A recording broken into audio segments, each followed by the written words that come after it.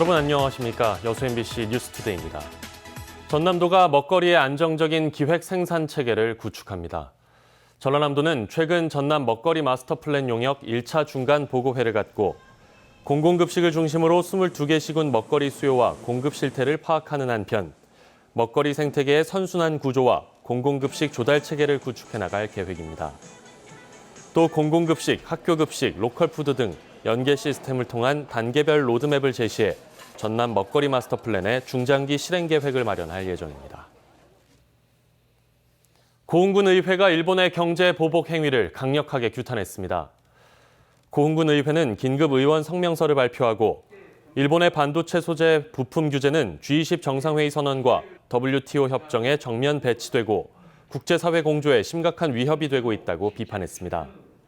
또 수출 규제 조치 즉각 철회와 함께 식민시대 강제징용 피해자들에 대한 배상과 진심 어린 사과를 촉구했습니다.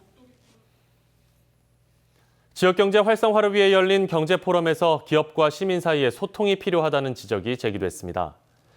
최근 중마동 자치센터에서 열린 광양경제포럼에서 참석자들은 4차 산업 발전과 일자리 창출을 위해 기업과 시민들이 협력해야 한다는 데 공감하고 지역 현안인 인구 유입과 환경 문제 해소를 위해 진정성 있는 소통이 있어야 한다고 강조했습니다. 광양시는 이번 포럼에서 나온 내용들을 토대로 유관기관 협의를 거쳐 경제정책을 수립할 예정입니다. 순천시가 공유토지 분할로 토지 소유자 불편 해소에 나섭니다. 순천시는 공유토지 분할에 관한 특례법에 따라 2인 이상 공동 소유한 토지를 단독 필지로 분할하는 서비스를 제공하고 있습니다. 이에 따라 순천시는 지금까지 28건 71필지의 토지 공유자 분할에 나섰으며 공동 명의로 등기한 건물이 있는 토지 등 재산권 행사가 불편한 경우 특례법 활용을 권장하고 있습니다. 모래가 많아 사도라고 불리는 작은 섬은 하얀 백사장과 공룡 발자국 등 다양한 볼거리를 자랑합니다. 여름 휴가철 가볼 만한 섬 사도에 강서영 기자가 다녀왔습니다.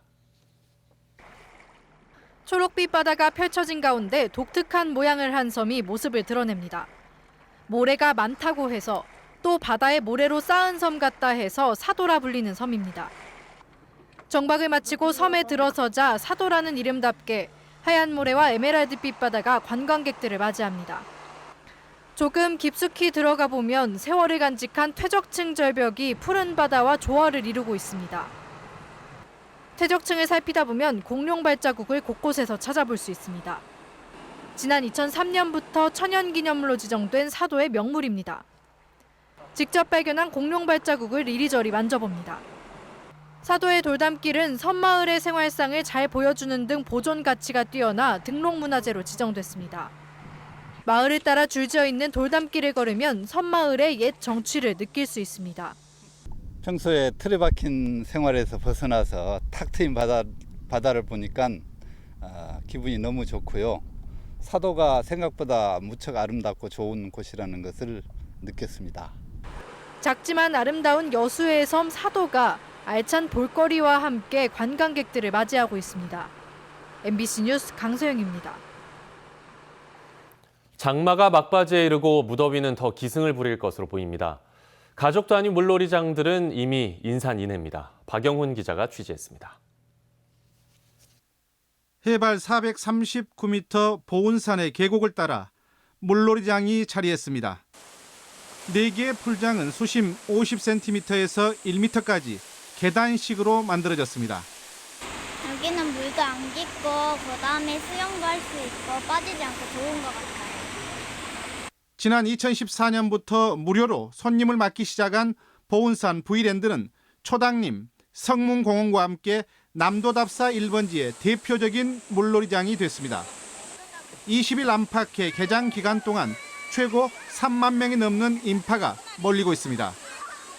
관광도시로 선정된 올해는 특히 물놀이장 개장 시기에 맞춰 주변에 연꽃과 수국 등 여름 꽃단지가 꾸며져 볼거리를 더하고 있습니다.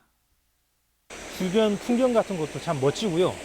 가족들이 쉴 수 있는 어떤 평상이나 어떤 그런 부분들이 넉넉하게 여유롭게 배치가 돼 있어가지고 참 쉬기도 좋고 그런 것 같습니다. V랜드의 장점은 일단은 계곡수입니다. 그래서 전혀 어떤 오염이 되지 않는 깨끗한 물로 우리 풀장을 만들었다는 것이 아마 가장 큰 장점일 것 같습니다. 강진 V랜드를 비롯해 축구장, 농촌체험마을, 백년지, 공원까지 남도의 유명 물놀이장들이 모두 문을 열고 가족 단위 피서객들을 유혹하고 있습니다. 지역 특성에 맞는 다양한 공연과 체험 프로그램까지 더해진 물놀이장은 한여름 가장 인기 있는 장소로 다음 달 중순까지 붐빌 전망입니다. MBC 뉴스 박영훈입니다. 전라남도가 국토교통부의 지역교통안전 시행계획 전국 최우수 기관으로 선정됐습니다.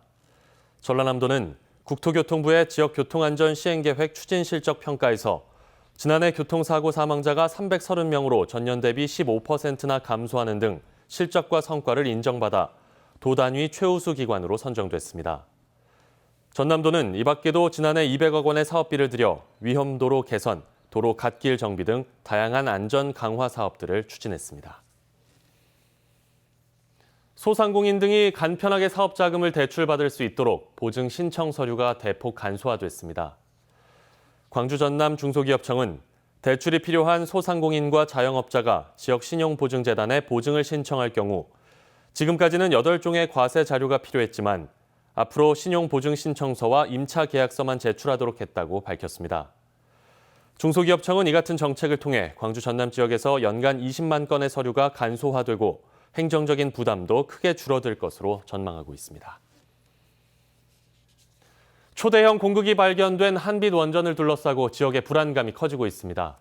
그래서 감사원이 전면 감사에 나서야 한다는 목소리가 힘을 얻고 있는데요. 더 이상 한빛 원전을 믿을 수 없다는 얘기입니다.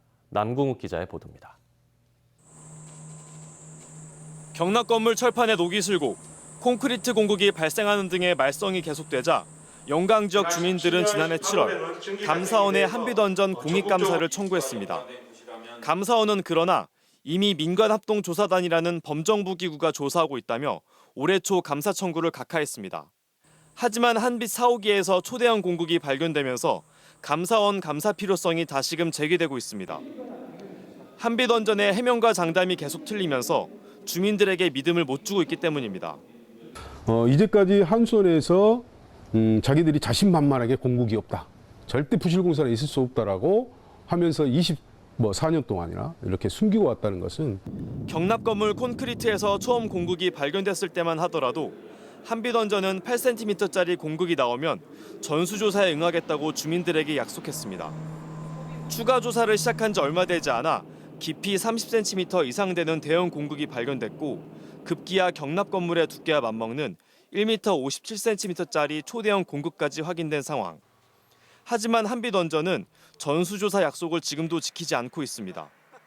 검사하지 못한 부분들이 많아요. 이를테면 접근이 불가한 지역, 그리고 뭐 상부 돔 전체를 못했고, 그리고 무슨 수직 부분도 검사를 못한 부분이 많아서 감사 청구 각하가 부당하다며 행정소송을 벌이고 있는 민변은 소송을 기다릴 것이 아니라 이제라도 감사원이 감사를 착수해야 한다고 주장했습니다. 문제점을 발견하지 못했대요. 근데 계속 문제점은 나오고 있어요. 그러면 운영하는 사람들만 문제가 아니고 관리하고 감시하고 안전 여부를 검토하는 사람들도 문제인 거예요. 그럼 이 사람들에 대해서도 감사를 해야지. 민변 등 시민단체는 한수원뿐 아니라 관리감독기관 역시 그 본연의 역할을 제대로 수행했는지 감사를 통해 면밀히 살펴봐야 한다고 주장했습니다. 한편 원자력안전위원회는 당초 오는 9월로 예정된 한빛원전 4호기 재가동 계획을 늦추고 특별 점검 기간을 1년 연장하기로 했습니다. MBC 뉴스 남궁욱입니다. 농업당국이 보리와 밀 종자 3천여 톤을 농민들에게 공급합니다.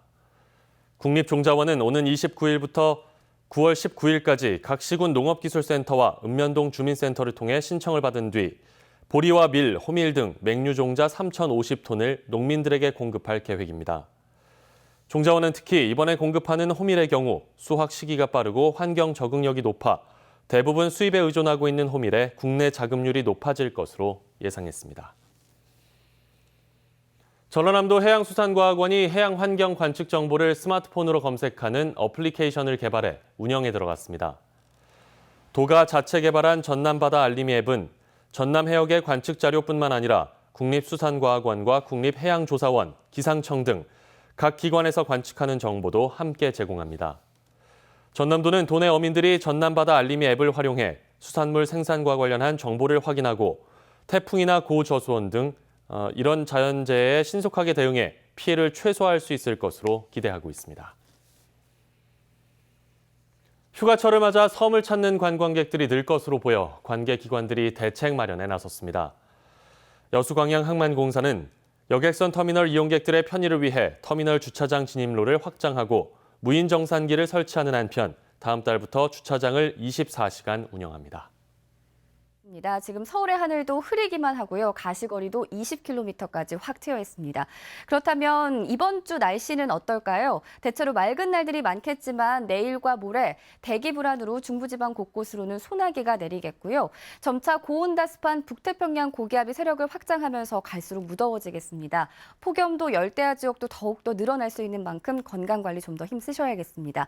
당장 오늘 오전 10시 일기에서는 이처럼 폭염주의보가 영남 지역뿐만 아니라 그 밖에 중부와 남부 내륙, 강원 동해안 지방까지도 확대가 되겠고요. 한낮에 강릉과 대구가 34도, 대전과 광주가 33도까지 지속했고 서울은 폭염 기준에는 못 미치더라도 어제보다 3도가량 높은 30도 선까지 오르겠습니다. 현재 위성 영상을 보시면 지금도 경기 북부와 강원 영서 북부 곳곳으로는 약하게 빗방울이 떨어지는 곳이 있고요. 남풍의 영향으로 약하게 비가 내리고 있는 경남 남해안 곳곳으로는 오전까지도 비가 좀 더 이어지겠습니다. 그 밖에 전국의 하늘 가끔 구름만 지나겠고요. 구름 사이로 햇살이 강하게 내리쬐겠습니다. 현재 기온 서울이 25.6도, 강릉 29도로 열대야 기준을 넘어서고 있고요. 그 밖에 대부분 지역도 25도 안팎으로 출발하고 있습니다. 월요일 날씨였습니다.